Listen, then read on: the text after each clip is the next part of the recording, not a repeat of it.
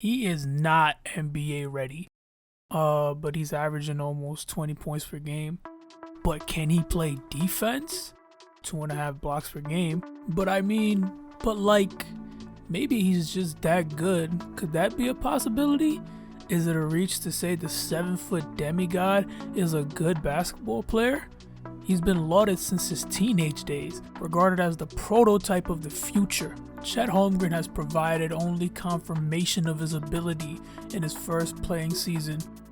Yeah, and Victor Wembanyama is pretty good too. Rivalries are the igniters of sports. Without rivalry, there's no jubilee. The thrill in triumph, the lambast in loss. Victor Wembanyama versus Chet Holmgren is the rivalry of the future. A rivalry which could be classed impure as a fresh out of the oven kind of situation.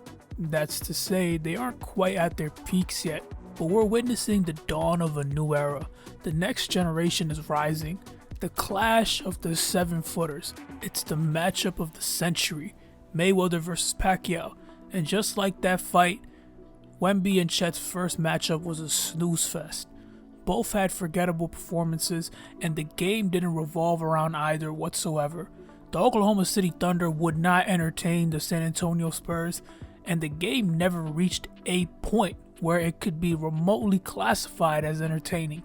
One is a young squad ready to seize the opportunity now and leap into the upper echelon of Western Conference teams. The other is years away from even knocking at that door. But that's to be expected. San Antonio has unfinished progression and alteration has yet to experience. They have a lot of construction left before they can properly lay the foundation. As for OKC, they're off to a great start with the top-setting seed in the standings.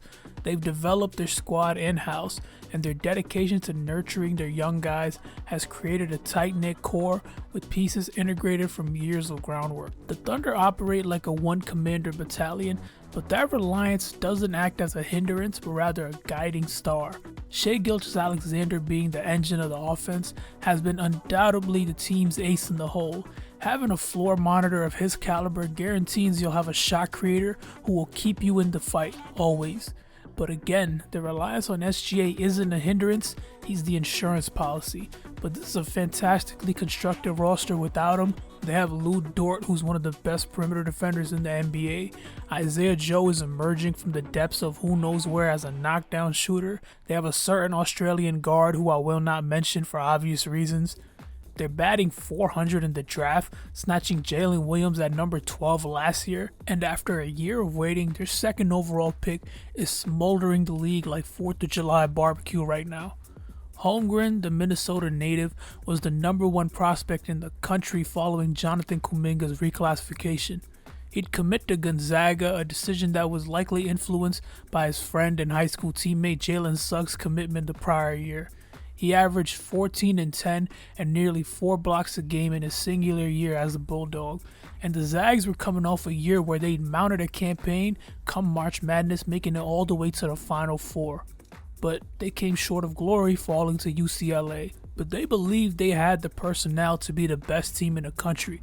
And heading into the tournament a year later in 2022, it appeared so, as they were the number 1 ranked school in the country.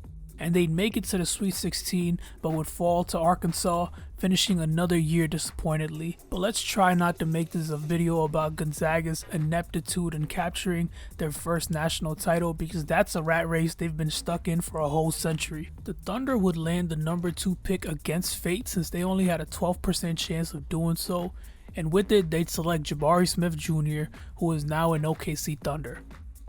Obviously, that's not what transpired. They picked Chet Holmgren, but there was some controversy as apparently Sam Presti, OKC's general manager, had promised Smith Jr. he'd be taken 2nd overall, a promise that was mainly contingent under the assumption Chet would go number 1 to the Orlando Magic, and the revelation that Jabari would not in fact be taken 2nd overall left the man shaken and on the verge of tears, a situation that had to be remedied by his father, Jabari Smith Sr., who reminded his son that he was going to be a millionaire and play in the NBA, which sounds like a phenomenal way to help your kids see the bigger picture. Plus, from a draftee's perspective, would you rather live in H-Town or Oklahoma City? Not much to do in Oklahoma besides hunting tornadoes or something. 17 points per game 8 rebounds per game, 2 blocks per game, on 60% shooting and 45 from the 3. Just absurd production to start your NBA career. KD was shooting sub 30 in his first 14 games. I cannot overstate how good he's looked so far. And this isn't a year where there's a group of rookies with an uptick in performance. Brandon Miller and Amin Thompson have had their ups and downs, and Scoot Henderson looks like a G Leaguer every time he steps on the floor. And Henderson's production so far definitely deserves a deeper breakdown, and I'll simply call his play interesting to show him some grace, because it hasn't been second overall caliber like we all expected. But Chet's production sure has been, and approaching the quarter point of the season, it should be interesting to see how he fares, playing not only remarkable basketball, but high stakes basketball as the Oklahoma City Thunder continue to ascend to the top shelf. Wemby has been hyped up to be the greatest thing since sliced bread.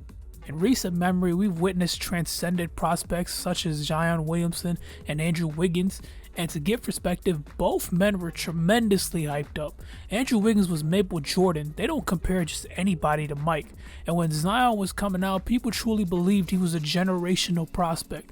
No one could have imagined that the attention Williamson garnered entering the league would look diminutive compared to Victor Wembanyama's hype train. The expectations placed on him are mountain high. His floor is the Hall of Fame. It is unacceptable for him to be anything less than that. If he doesn't finish his career as one of the top 10 greatest centers, he will be looked at as a disappointment. He's either the next Shaquille O'Neal or the next Ralph Sampson. And Ralph Sampson was a Hall of Famer. That's the pressure he carries for every step he takes on the court. The gravity that surrounds his existence is incomprehensible for anyone, let alone a 19-year-old. The guy is 19, he's a teenager, with every eye in the business staring up at him. Wembanyama's situation shows parallels to that scene in Goodfellas, where Pesci shoots Christopher from The Sopranos and demands him to dance. They want the Frenchman to dance, and so far, he's been waltzing the league, slow dancing every guy that tries to stay in front of him or get by him. How can you doubt his abilities when he blocked Klay Thompson? Klay's jump shot touches the sky and Wemby punches that shit, gets it up the floor, and then tiptoes into a dunk. This dude is broken. They need to exile him to maintain some parity in the league. 18 points per game, 9 rebounds, 2.5 blocks on 42-27 splits. It's crazy to think this might be the worst version of himself. Imagine what he'll look like 5 years ahead. Yes, side by side, his numbers are dwarfed by Holmgren's, but their margins aren't as separated as they appear on paper. Chet is playing alongside one of the best NBA players in the league, SGA. Wemby has Keldon Johnson and Devin Vassell. This also doesn't account for Wembanyama's aura around the paint, which can't be logged.